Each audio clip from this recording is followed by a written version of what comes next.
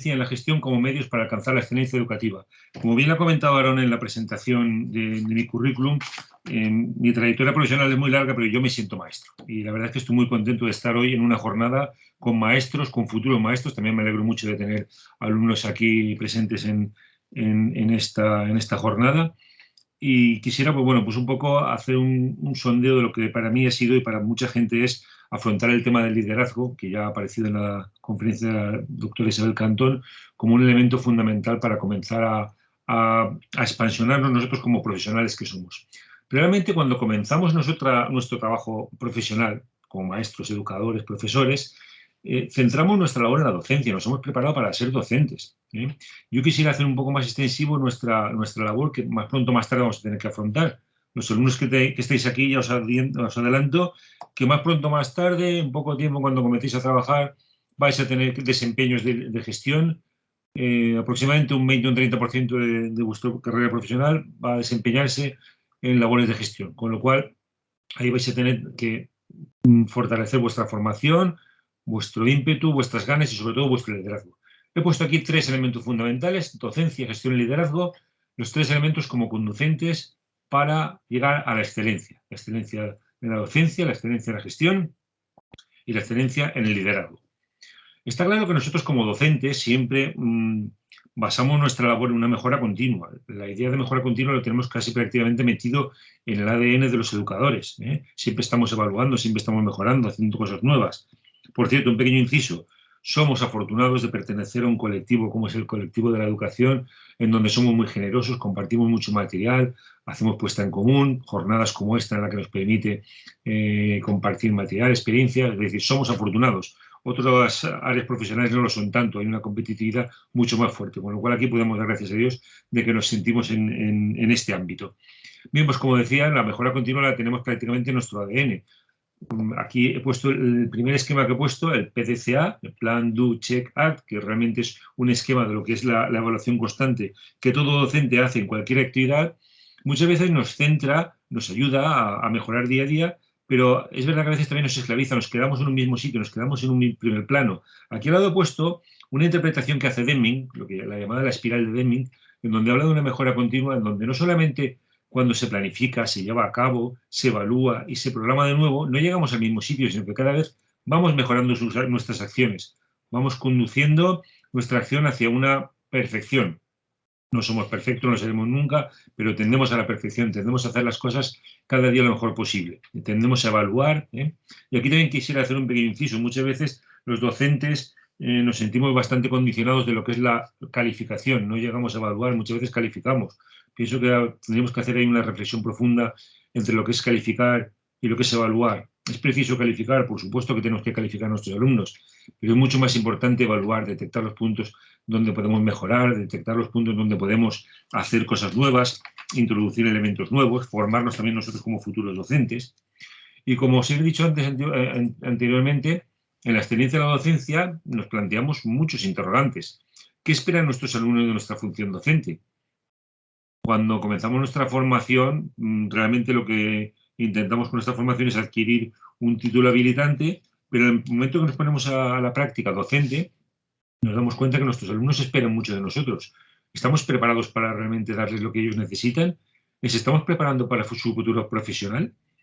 ¿Realmente están preparándose y están preparados para formarse con profesiones de futuro? Luego más adelante retomaré este tema, ¿no? Estamos formando alumnos que dentro de 8, 9, 10 años van a estar trabajando en trabajos que hoy en día aún no existen. ¿Qué va a ocurrir ahí? ¿Va a ser suficiente la formación que les estamos dando? ¿En qué trabajarán estos alumnos en el futuro? ¿Cómo me preparo yo para estos retos? Yo como docente, como posible gestor también de una colectividad, como posible líder, como posible organizador de un grupo de trabajo, estoy formándome para estos retos, me estoy preparando. ¿Qué formación necesito? Con lo cual ya os adelanto que a los que sois estudiantes, os digo ya, y me imagino que lo sabéis, que esto de la formación no se acaba nunca. Se acaba cuando acabemos, pero el día a día la formación es constante, siempre tenemos que estar formándonos, preparándonos, no solo por nosotros, sino porque nuestros alumnos lo exigen. Cada vez nuestros alumnos son son diferentes, las generaciones pasan mucho más rápido. Antiguamente, hace 50 años, un maestro podía formarse y prácticamente toda su carrera profesional podía estar con los mismos recursos y materiales que utilizaba. Hoy en día las generaciones cambian muy rápido, los materiales, las metodologías, la forma de comunicarse. El maestro tiene que estar totalmente adaptado a esto. Cuando os he comentado el tema de las profesiones de futuro, aquí tenemos un tema, perdón, aquí tenemos un esquema donde, no sé si conocéis el índice Cognizant Jobs, lo tenéis abajo referenciado, es un portal donde hace un estudio sobre cuáles van a ser las futuras profesiones, cuáles van a ser las futuras profesiones en los próximos 10 años. Esta empresa se dedica a la asesoría de grandes empresas, a detectar cuáles son sus necesidades, cuáles son sus roles profesionales, cómo tiene que ir mejorando para poder adaptarse al mercado en general. Bueno, pues aquí tenéis una serie de trabajos que hoy en día algunos ya se están implementando. ¿Quién nos iba diciendo a nosotros que el gestor de Big Data, el gestor, aquella persona que se dedica a recoger datos, a medir tendencias, a medir opiniones, iba a ser una profesión y una profesión muy bien reconocida? Bueno, pues aquí tenéis algunos como pueden ser facilitadores del trabajo, consejero de compromiso con la salud, diseñador de casas inteligentes, consejero de inversión en realidad aumentada y virtual. Luego hablaremos un poco más, comentaré alguna cosa más que en nuestra universidad estamos elaborando con respecto a la realidad aumentada. Arquitecto del entorno del lugar de trabajo, auditor de sesgo del algoritmo, detective de datos, es decir, gestor de todos estos datos, pronosticador de cibercalamidades. Estamos inmersos ya en el mundo cibernético. El mundo cibernético puede tener calamidades, puede irse a pique cualquier día, puede tener cualquier dificultad. La inteligencia artificial puede tener también sus problemas. Arquitecto de inundaciones, director de equipo humano-máquina, todo encauzado a la cibernética. Y en cuanto a la excelencia de la gestión, como más pronto o más tarde cualquier educador siempre asume funciones de gestión, bueno, pues deberíamos de plantearnos si el centro educativo es una empresa. Muy bien nos ha planteado antes la doctora Isabel Cantón todos los procesos educativos, todos los procesos de gestión que se implantan en un centro educativo. La verdad es que estamos metidos en un proceso, en una vorágine, en donde de alguna manera lo que es la realidad económica y social condiciona la realidad educativa. Cuando acabó la Segunda Guerra Mundial y Japón dijo que perdió la guerra pero no perdía la paz y centró todos sus esfuerzos en lo que fue la producción económica, pues de alguna manera marcó ahí lo que fue la realidad del siglo XX, que era una realidad económica, de producción, de mercantilismo, y ahí de alguna manera también nos ha salpicado los centros educativos. Por eso todo esto que estamos utilizando para gestionar un centro educativo, pues realmente es necesario. Tenemos que gestionar un centro como si fuera una empresa, pero no todo debe ser gestionado como una empresa. Hay partes del centro educativo que no son una empresa como tal. ¿En qué distinguimos un centro educativo de una empresa? La profesora Isabel Cantón antes ha hablado también de que no tenemos clientes. Tenemos clientes y no tenemos productos. No producimos un coche fabricado en una cadena de montaje. Nuestros alumnos son producto de una cadena de montaje, son algo mucho más complejo y como tal tenemos que trabajar con ellos. Yo no sé si conocéis los diferentes modelos que hay de excelencia, que todos procedentes de la industria, por supuesto, de lo que es la empresa, se han intentado implementar en los sistemas educativos. Yo no voy a entrar en su definición, en la conferencia anterior se han mostrado muy bien, pero sí que voy a hacerme eco de lo que es el apartado concreto del liderazgo. El liderazgo es el liderazgo que cualquier docente va a tener que asumir en el aula, en la gestión, en las iniciativas particulares, en cualquier momento va a tener que asumir ese liderazgo. Es verdad que algunos sistemas, como por ejemplo el modelo europeo, el FQM, el modelo de la Fundación Europea para el Control de la Calidad, nos marca que el liderazgo pues, tiene un 10% de importancia. Es decir, aquí tenemos un modelo en el que da mucho más importancia, por ejemplo, los resultados clave, como podéis ver al final, a los resultados en las personas, en los clientes, en la sociedad, más que lo que es el liderazgo. Otros modelos, por ejemplo, como es el modelo de excelencia ISO, ya la nomenclatura que utiliza incluso es mucho más dedicado a cuestiones técnicas. De hecho, el modelo ISO se utiliza más para producciones de tipo taller, formación profesional, empresa que tiene que producir una serie de materiales con unos requisitos de calidad concretos. Y aquí no se habla de liderazgo, se habla de responsabilidad en la dirección. Aquí tiene más cabida conceptos como es una cadena de montaje, más que una empresa de tipo educativo. Es verdad que también tenemos modelos de excelencia propios de cada país, como vosotros tenéis el modelo ecuatoriano de calidad en excelencia, en donde también el primer elemento que tiene, en el que se centra toda la formación, es el liderazgo también. Es el liderazgo que tiene que asumir cualquier persona que va a estar al frente de cualquier proceso de todos estos que se han definido muy bien antes. Y hay algunos modelos, por ejemplo, el que nos propone el profesor Gento Palacios, en donde de alguna manera también recoge los indicadores, indica los predictores, los recursos, la satisfacción de los clientes, en este caso habla de la satisfacción de los estudiantes, pero como podemos ver aquí abajo, lo que prioriza en la base, el punto de partida de todo va a ser el liderazgo pedagógico. Y esto es en lo que me voy a centrar yo. ¿Qué es un liderazgo pedagógico? ¿Qué es un líder pedagógico?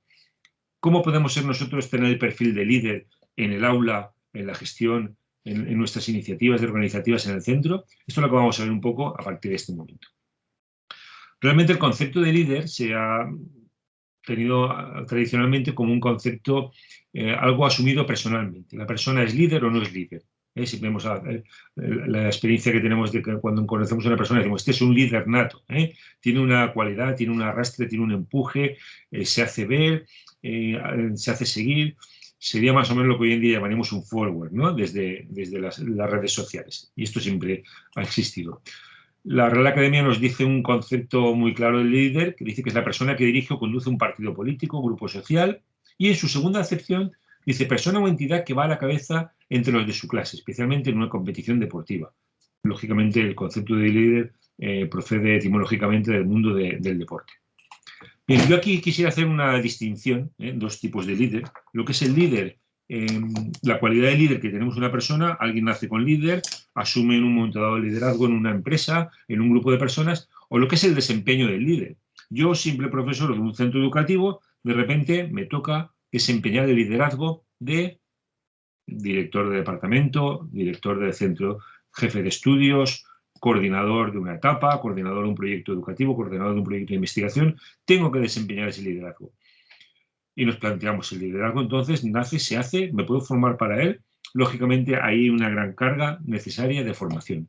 Todos podemos asumir un liderazgo. Si somos capaces de haber llegado a nuestra formación universitaria, a poder conseguir un título universitario, ser docentes, vamos a tener en mayor o menor capacidad la posibilidad de ser líderes. Tenemos esa capacidad, tenemos que desarrollarla. Lógicamente habrá gente que tendrá más que otra, pero todos tenemos esa posibilidad de hacerlo.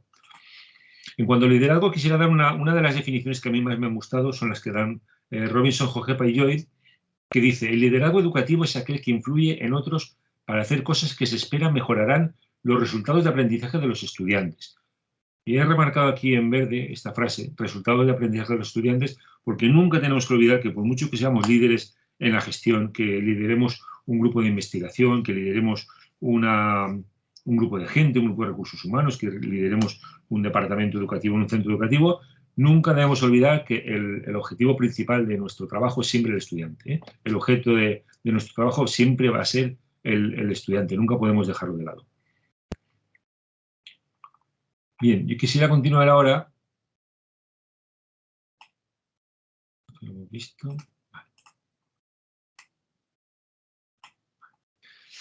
¿Cómo podríamos alcanzar la excelencia en ese liderazgo? Si por alguna de aquellas me toca asumir el liderazgo de cualquier desempeño de este tipo, cuáles son las que debe tener un líder educativo? Hay diversas taxonomías. Yo he intentado aquí hacer un resumen buscando cuáles son las más significativas, cuáles son las que tiene que tener cualquier persona que asuma estas funciones. En primer lugar, tiene que tener una visión. Tener una visión quiere decir un conocimiento completo del entorno en el que se va a tener que elegir como líder. Si yo voy a ser el director de un centro, tengo que tener una visión completa de lo que es el centro, su estructura, su funcionamiento, sus personas, sus posibilidades, sus materiales, sus entornos, sus condicionantes legislativos, jurídicos de cualquier tipo. Tiene que haber una gestión muy importante de los recursos humanos, con lo cual supone que ahí tiene que tener también el líder una gran carga de empatía. Tiene que ser capaz de ponerse en el lugar de la otra persona a la que va a tener que dirigir o con la que va a tener posiblemente compartir el liderazgo, cuando sea un liderazgo compartido. Tiene que ser motor de la implicación. No basta con llegar a un centro, ser líder, asumir las riendas de un departamento, de un centro educativo y comenzar a mover los hilos para hacer las cosas. El líder nunca trabaja solo. De hecho, las personas que trabajan solo, las personas islas, no tienen ningún futuro, iba a decir en la educación ni en ningún campo profesional, como podréis ver. Hoy en día, si no se trabaja en equipo, pues no vamos a poder desarrollarnos plenamente en ningún ámbito profesional. Tiene que ser evaluador, tiene que tener esa capacidad no solamente capacidad de evaluar, sino la necesidad, la ilusión por evaluar, por la mejora continua, por detectar siempre puntos débiles, por estar utilizando constantemente herramientas de detección de programas de mejora, de puntos débiles, puntos fuertes. Tiene que ser proactivo. Proactivo quiere decir que tiene que ser el que tome la iniciativa de las posibles medidas que se tomen en el centro. Si en un centro educativo un líder asume la función de la gestión de un departamento concreto, lo que no haga él no lo van a hacer los demás por él, porque también de alguna manera el resto de gente está esperando esta proactividad. Por supuesto, la perseverancia. No se puede abandonar a la más mínima que tengamos un fracaso. Es más, el líder sabe muy bien que cuando hay un fracaso, de todo fracaso se aprende. Todos sabemos que cuando te caes, si te levantas más fuerte siempre. Tiene que tener capacidad de anticipación, tiene que verlas venir, tiene que decir qué será lo próximo que vendrá, cuál va a ser la siguiente dificultad que voy a encontrarme en mi gestión. Tiene que otear también el entorno, ver otros centros educativos, intentar ser como los mejores, aquí que llamamos el benchmarking. Tiene que ser, por supuesto, comunicador. Comunicador quiere decir que la información tiene que fluir en ambos sentidos, del líder hacia el equipo, del equipo hacia el equipo. Siempre tiene que estar apareciendo toda la información, porque cuando no hay buena información, vienen los posibles errores y las posibles dificultades. Por supuesto, tiene que ser resolutivo. Los problemas de hoy tienen que solucionarse hoy. No podemos esperar a ver qué pasa mañana. Yo no sé si conocéis un libro, a mí me encanta un libro que he leído muchas veces, que se llama ¿Quién se ha comido mi queso? De Rowan Ross. Plantea el dilema de un grupo de ratones que llega a otro grupo de ratones y les come su queso y se encuentran ahí en la ratonera parados y dicen, bueno, ¿qué hacemos? Y ahí aparecen los diferentes roles, ¿no? Hay un ratón que dice, bueno, pues seguramente me lo volverán a traer. Otro dice, bueno, pues a lo mejor nos encontramos queso por el camino. Y hay un grupo de ratones que dice, no, vámonos a buscar el queso porque no nos lo va a traer nadie. Bueno, pues muy importante. Este pequeño cuento, esta pequeña alegoría que se utiliza mucho en el mundo del marketing, pues es extrapolable a cualquier campo también, incluso el educativo. Y por supuesto, el último punto de este decálogo tiene que fomentar la mejora continua. Mejoramos continuamente, como hemos visto antes, el PDCA, la espiral de Deming, ir mejorando cada día para hacer las cosas cada día mejor.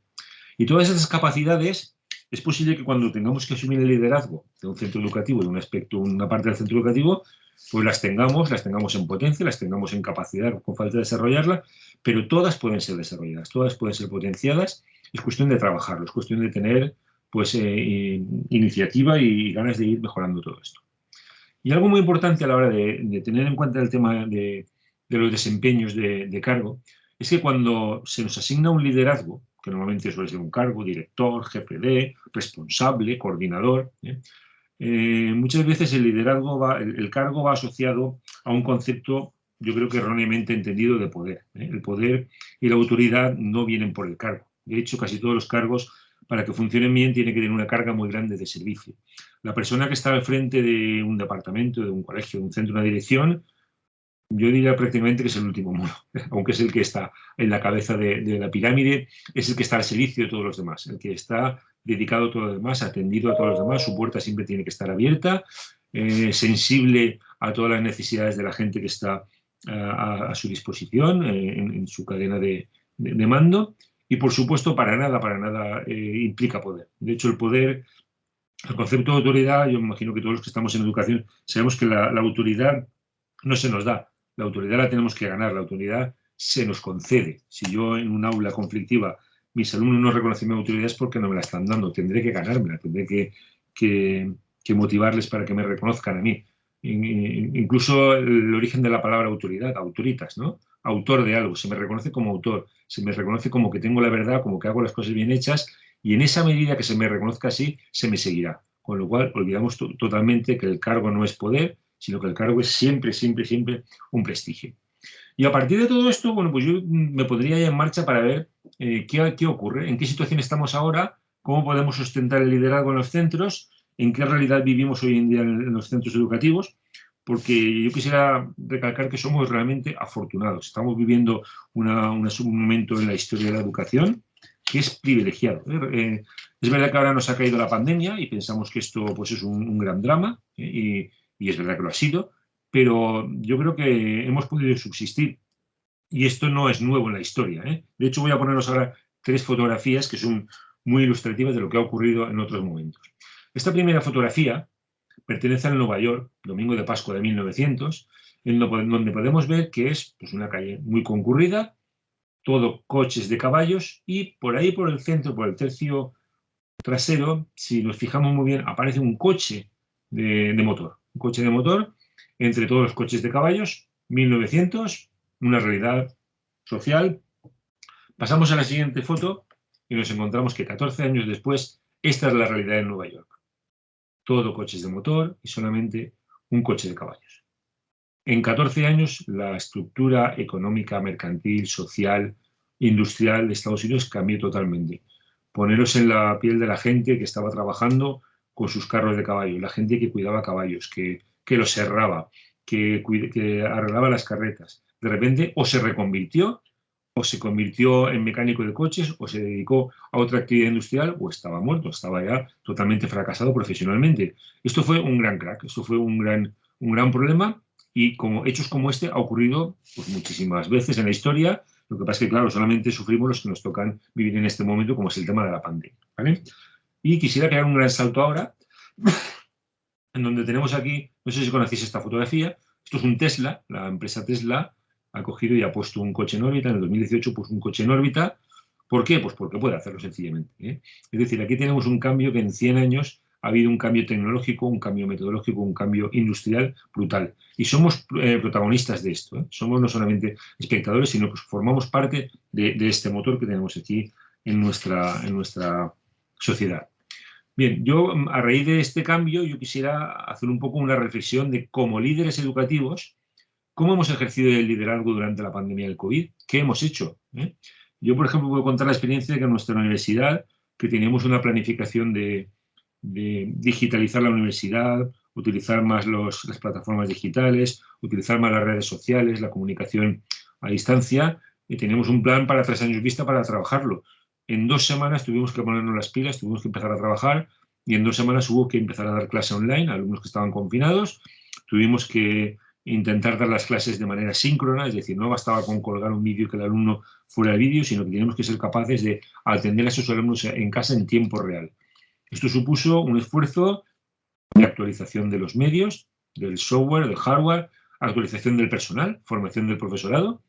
Es verdad que había una parte del profesorado que estaba muy emocionado con utilizar estas tecnologías, pero había gente que no tanto, o que incluso se le montaba una barrera. Pues hubo que formar también clases de formación, niveles de formación de diferentes niveles de perfeccionamiento, hubo que elaborar material de primera mano, infografías, pequeños tutoriales para que la gente pudiera ponerse en marcha.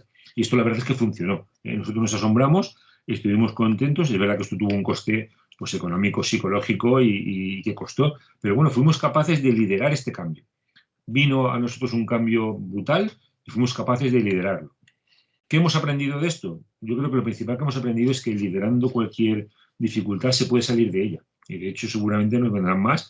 Y también plantearía yo también que aquí hay unos elementos. La profesora antes, Isabel Cantón, nos ha mencionado antes algunas líneas de investigación, ¿eh? Yo quisiera también, a las que haya añadido ella, añadir alguna más. Y es que, de alguna manera, hemos visto cómo la tecnología nos ha salvado, pero con la tecnología nos hemos dado cuenta que hemos mejorado también en metodología. Nos hemos dado cuenta que nuestros alumnos son capaces de trabajar más en equipo, que les hemos tenido que dar recursos para poder ser más críticos a la hora de buscar información en la red, que han sido capaces de buscar mejor su información, de ser más críticos, que nosotros hemos tenido también que adecuarnos a trabajar con nuevos elementos. Hemos tenido que concienciarnos que no pasa nada porque venga algo nuevo, que no se muere en el intento, que somos capaces de salir, ¿eh? Y lógicamente para esto se han tenido que tomar decisiones trascendentes. Gracias a que hay un equipo y unos líderes que han tomado estas decisiones, se ha podido salir adelante. Hemos mejorado en metodología a través de la tecnología y todo esto nos ha ayudado también un poco a estar preparados, a verlas venir un poco para ver qué va a venir en el futuro. En el futuro no sabemos cuál es. Sí que es verdad que de alguna manera podemos intuirlo, ¿eh? Yo quisiera poneros esta noticia. En el año 1859 hubo una gran tormenta solar en la Tierra que más tarde se reprodujo en los años 80 del siglo XX. ¿Y qué ocurre con las tormentas solares? Pues las tormentas solares sencillamente lo que hacen es que desestabilizan totalmente los sistemas electrónicos. En el año 1859 simplemente se fueron afectadas unas cuantas centrales eléctricas. En los años 80 del siglo XX ya el norte de Europa, Suecia, Finlandia, Noruega, se vieron afectadas por todo este tipo de ciclos solares en donde la radiación solar dañó bastantes instalaciones, estuvieron días sin corriente eléctrica. Y si esto ocurriera hoy en día, que los expertos, yo no quiero ser fatalista, pero es verdad que dicen los expertos que esto puede ocurrir, pues resulta que nuestros satélites de comunicación seguramente pues quedarían inutilizados. Y es posible que estemos una semana, un mes, 2 meses sin Internet. Y no va a pasar nada, es decir, nos podemos hacer a todo. Y quien dice esto, dice cualquier cosa que nos venga de nuevo. Tenemos que tener un poco una perspectiva histórica de ver qué ha ocurrido a lo largo de la historia, qué dificultades han tenido los procesos educativos, qué dificultades ha tenido la sociedad y cómo gracias a un liderazgo, a unas buenas tomas de decisiones, a personas que han seguido en un momento dado tomar decisiones, no hundirse y ser capaz de arrastrar a más gente, se ha podido salir adelante. Incluso salir adelante más fortalecido que antes.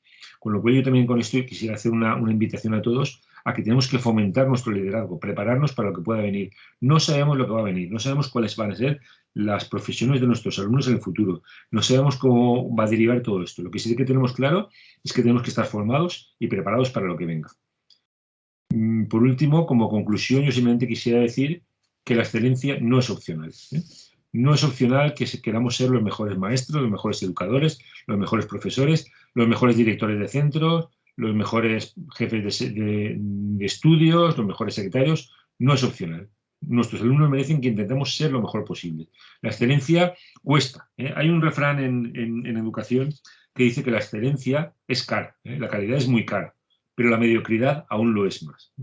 Tenemos que luchar en este tiempo contra todas las dificultades que tenemos grandes dificultades, tenemos grandes posibilidades. Antes se ha comentado el tema, la profesora Isabel Cantón también ha comentado el tema de que tenemos a nuestro alcance mucha información, muchas herramientas, mucha tecnología, pero también todos los que os dedicáis a la educación sabéis muy bien que a nosotros nos llega mucha información, pero no toda esta información es veraz.